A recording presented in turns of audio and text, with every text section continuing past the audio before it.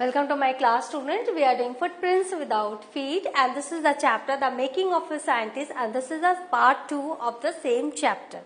पहले आपने क्या देखा? पहले आपने देखा जब वेब्राइट थे, वो छोटे थे, तो उनको क्या शौक था? उनको बटरफ्लाइज कलेक्ट करने का शौक था, और इसी शौक के कारण, इसी हॉबी के कारण धीरे धीरे उन्होंने इसी पर काम किया, और उन्होंने अपने साइंस प्रोजेक्ट में भी मोनार्क बटरफ्लाइज को ही वो अपना सब्जेक्ट बनाया, और उसी पर वो वर्क करते रहे. Let's see what happened now. The next year, his science fair project was testing the theory that viceroy butterflies copy monarch. तो दो तरह के बटरफ्लाइज थे, एक वाइसरॉय बटरफ्लाइज और एक मोनार्क बटरफ्लाइज. तो पहले क्या थियोरी प्रिवेल करती थी? पहले क्या थियोरी थी कि जो वाइसरॉय बटरफ्लाई है, ये मोनार्क जो बटरफ्लाई उसकी नकल करती है. The theory was that viceroys look like monarchs. तो थियोरी ये थी कि वाइसरॉय मोनार्क की तरह दिखते हैं. Unlike viceroys, monarch don't taste good to birds. और जो मोनार्क्स है वो जो बर्ड्स हैं उनको टेस्ट में पसंद नहीं आते, तो इसीलिए वाइसरॉय क्या करते हैं, वो मोनार्क की नकल करते हैं ताकि बर्ड्स जो है वो वाइसरॉय को न खाए, मोनार्क समझे. So the more viceroys look like monarch, the less likely they are to become a bird's dinner. तो जितना वाइसरॉय मोनार्क की नकल करने में सक्सेसफुल होंगे, उतना ही वो बर्ड्स के डिनर के रूप में पेश होने से बचेंगे. That means birds will not eat viceroy because they look like monarchs. A bright project was to see whether in fact birds would eat monarchs. तो वाइसरॉय का जो एब्राइट था, उनका प्रोजेक्ट क्या था कि वो देखना था कि क्या सही में बर्ड्स जो है वो मोनार्क को खाती हैं. He found that a starling bird instead of ordinary bird food ate all the monarchs it could get. लेकिन इन्होंने क्या देखा, जो स्टार्लिंग बर्ड है उसने क्या किया, ऑर्डिनरी बर्ड फूड को तो नहीं लिया, और जितने भी मोनार्क्स उसको मिले उसने उसको खा लिया. एब्राइट said later research by other people showed that viceroy probably do copy the monarch. तो पहले जो थियोरी प्रिवेल करती थी कि वाइसरॉय कॉपी करते हैं मोनार्क को, बाद में जब इनकी जो थियोरी आई, इन्होंने जब ये साबित किया कि जो स्टार्लिंग बर्ड है वो मोनार्क्स को ही खाती है, तो उसने कहा कि जो थियोरी है वो चेंज हो गई, और यहाँ वर्ड प्रोबेबली जुड़ गया. संभवतः viceroy probably do copy the monarch. Fact नहीं है, ये पूर्णतः प्रमाणित नहीं है कि वो कॉपी करते हैं मोनार्क को. This project was placed first in the zoology division and third overall in the county science fair. तो इन्होंने एक थियोरी को ही उन्होंने चेंज कर दिया, उसके लिए एक डाउट क्रिएट कर दिया, और वर्ड प्रोबेबली इस थियोरी में जुड़ गया. तो ये जो इनका जो एक्सपेरिमेंट था वो जूलॉजी डिवीजन में फर्स्ट हुआ, और पूरे काउंटी साइंस फेयर में वो थर्ड प्लेस में आए. यहाँ पर देखो, ये मोनार्क है और ये वाइसरॉय है. इनके सिर्फ जो विंग्स हैं यहाँ पर चेंजेस हैं. ये जो राउंड किया हुआ है यहाँ पर चेंजेस है, लेकिन इन्होंने क्या प्रूफ किया कि जो बर्ड है वो मोनार्क को खा रही है.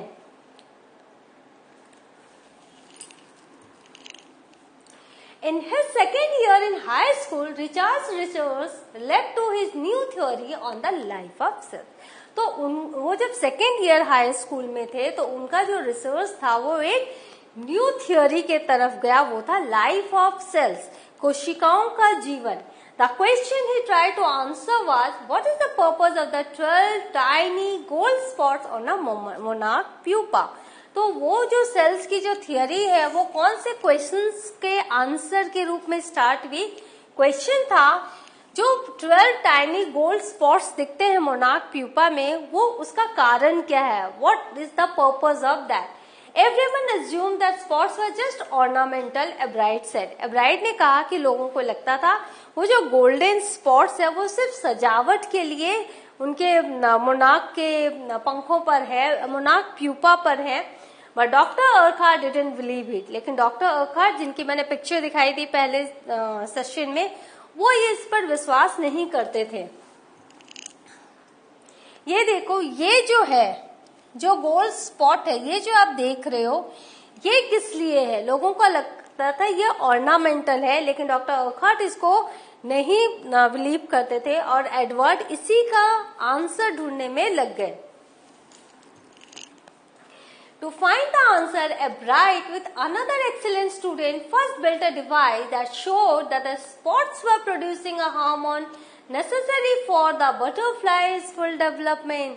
तो उन्होंने क्या किया, एक दोस्त के साथ जो कि बहुत अच्छा साइंस का एक्सीलेंट स्टूडेंट था, उन्होंने एक डिवाइस बिल्ड किया और उस डिवाइस से क्या पता चला कि जो स्पॉट्स है एक्चुअली वो हार्मोन प्रोड्यूस कर रहे हैं जो बटरफ्लाई को एडल्ट बनाने में बहुत ही ज्यादा इम्पोर्टेंट है for the butterflies full development. तो वो जो गोल्ड स्पॉट्स हैं वो सिर्फ ऑर्नामेंटल नहीं है, वो हार्मोन प्रोड्यूस कर रहे हैं। This project one a bright first place in the county fair. और जब इन्होंने इतनी बड़ी खोज की तो काउंटी साइंस फेयर में उनको फर्स्ट प्राइज मिला and entry into the international science and engineering fair. और जो international science and engineering fair में उनको एंट्री मिली, there he won third place for zoology, और जूलॉजी में वहां उनको थर्ड प्लेस मिला। He also got a chance to work during the summer at the entomology laboratory of Walter Reed Army Institute of Research। और उसके साथ साथ उनको चांस भी मिला कि समर में वो लेबोरेटरी में काम कर सके Walter read army institute of research में। As a high school junior, Richard continued his advanced experiments on the monarch pupa. As a high school junior, Richard continued his advanced experiments on the monarch pupa. और monarch pupa को उन्होंने अपने experiment का subject बनाया और वो high school junior के रूप में रिचार्ड ने उन्हीं पर अपना एक्सपेरिमेंट कंटिन्यू रखा। He grew cells from a monarch's wing in culture and showed that the cells would divide and develop into normal butterfly wing। तो वो उन्होंने क्या किया, जो मोनार्क्स के जो विंग्स थे उनको कल्चर में उन्होंने उसके सेल्स को उन्होंने ग्रू किया और उन्होंने क्या दिखाया कि जो सेल्स है वो डिवाइड होंगे और डेवलप होंगे इनटू नॉर्मल बटरफ्लाई विंग। वो सेल्स ही डिवाइड होके डेवलप होके बटरफ्लाई विंग में बदलेंगे only if they were fed the hormone from the gold spot. और ये तभी होगा जब वो मोनार्क प्यूपा का जो गोल्ड स्पॉट है उससे जब हार्मोन रिलीज होगा, उसी से ये जो है डेवलपमेंट की का जो प्रोसेस है वो कंटिन्यू रहेगा। That project one first place for zoology at the international fair. और जब उन्होंने ये प्रोजेक्ट बताया तो वो जो है इंटरनेशनल फेयर में इसको फर्स्ट प्लेस मिला। A year and a half later, during his junior year, Bright got the idea for his new theory about cell life। तो वो जब 1.5 साल के बाद जब वो अपने जूनियर ईयर में थे, ब्राइट को एक आइडिया आया अबाउट सेल लाइफ, कोशिका के जीवन के बारे में उनको एक आइडिया आया। It came while he was looking at X-ray photos of the chemical structure of a hormone। वो जब हार्मोन के केमिकल स्ट्रक्चर को एक्सरे के थ्रू देख रहे थे, उसका एक्सरे देख रहे थे, तभी उनको ये आइडिया आया कि सेल लाइफ के बारे में उनके दिमाग में कुछ विचार आए। The photos gave him the answer to one of biology's puzzle। तो बायोलॉजी की दुनिया में जो एक पजल था, एक पहेली था, उसका आंसर ब्राइट को मिल गया जब वो एक्सरे देख रहे थे। How the cell can read the blueprint of its DNA. जो सेल है, कोशिका है, वो डीएनए को कैसे रीड करती है। हम सबके अंदर डीएनए रहता है, तो वो डीएनए को कैसे रीड करती है। DNA is a substance in the nucleus of a cell that controls heredity.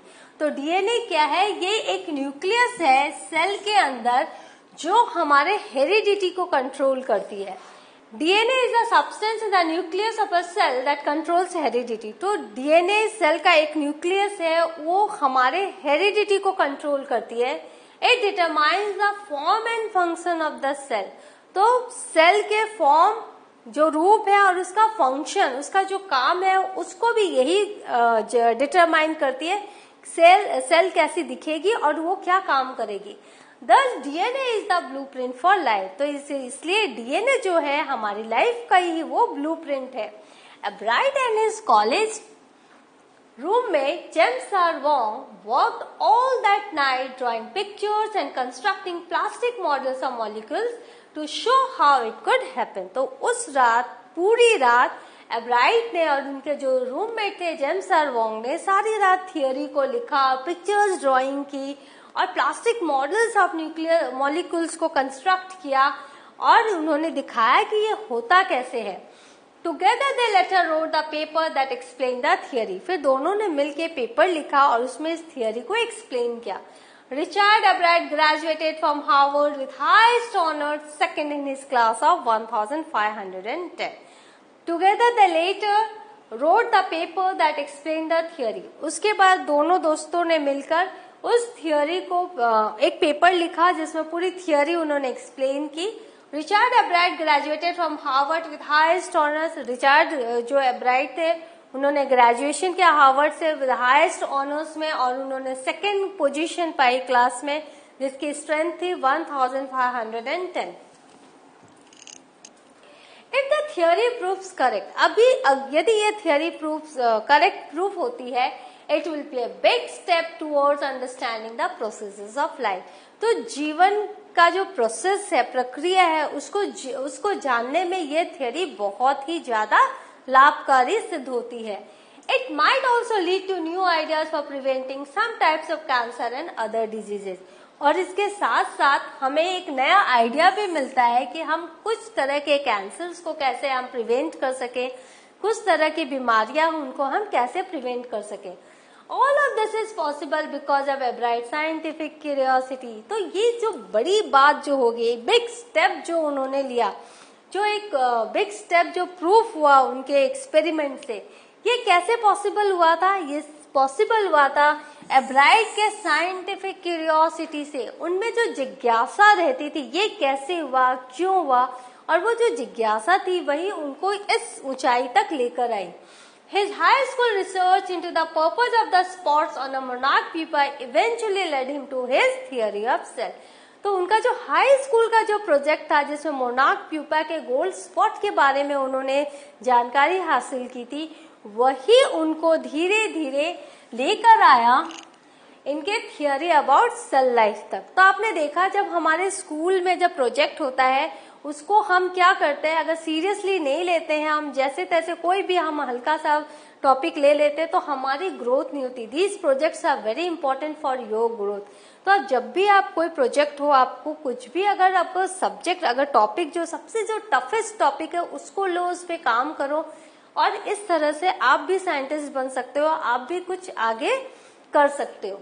Ebrard also became a champion debater, public speaker, a good canoeist and all-round outdoors person. तो वो सिर्फ साइंटिस्ट ही नहीं थे, वो एक चैंपियन डिबेटर भी थे, public speaker भी थे, गुड कैनोइस्ट भी थे एंड ऑल-राउंड आउटडोर पर्सन थे।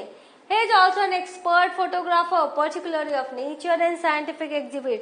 और वो बहुत एक्सपर्ट फोटोग्राफर भी है जो नेचर और साइंटिफिक जितने भी एग्जिबिट्स हैं उनकी बहुत अच्छी वो तस्वीरें खींचते हैं। Mr. Wheeler said that Richard put in 3 or 4 hours at night doing debate research. तो मिस्टर वेरर वो कहते हैं कि जो रिचार्ड है वो अपने 3 से 4 घंटे हर रात वो देता था अपने डिबेट रिसर्च को, beside doing all his research with butterflies and his other interest. अपने बटरफ्लाई के रिसर्च के साथ साथ और दूसरे अपने शौक को पूरा करने के साथ साथ वो हर रात 2 से 3 से 4 घंटे वो डिबेट रिसर्च में देता था। He further said Richard wasn't interested in winning for winning sake or winning to get a prize. तो कहते थे कि रिचार्ड इसमें इंटरेस्ट नहीं था सिर्फ जीतने के लिए वो जीतना है या प्राइज पाने के लिए वो जीतना है, rather he was winning because he wanted to do the best job he could. वो जीतते क्यों थे? क्योंकि वो बेस्ट जॉब करते थे, उनकी क्षमता में जितना होता था वो उसका 110% देते थे। For the right reasons he wants to be the best, और इसीलिए सही कारणों से वो बेस्ट बनना चाहते थे और इसीलिए वो जीतते थे। उनका जो एफर्ट्स था वो जीतने के लिए नहीं होता था, बट वो बेस्ट एफर्ट होता था और इसीलिए वो जीतते जा रहे थे।